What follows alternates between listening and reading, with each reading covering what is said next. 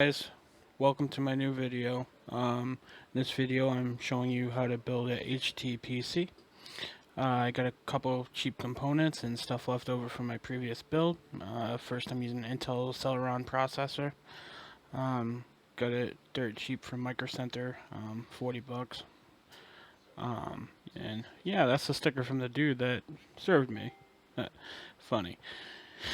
So yeah, again, with HTPCs, you don't need it to be a really powerful machine. Basically, it's streaming off everything else in my network from my main gaming rig, and again, not using it specifically for gaming, but when I do want to game, I can do the in-house stream gaming, and I have AC gigabit internet, so you know, this shouldn't be a problem.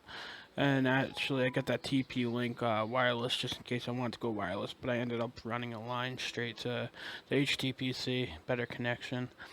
It's a leftover gigabyte motherboard.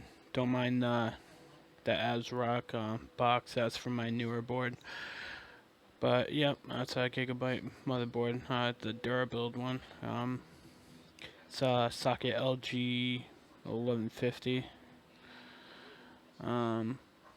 And the power supply too. You're gonna see a power supply box for like I believe it's a 700 watt. That's actually a 500 watt. The 700 was to replace my gaming rig for the SLI config. And this used Samsung memory, cheap. Paid 20 bucks for it. Again, didn't need anything extravagant, and at the same time didn't want to yank any memory out of my PC. So 20 bucks, not bad. And the 500 gigabyte hard drive, and that's the case. Well, I hope you guys enjoy it.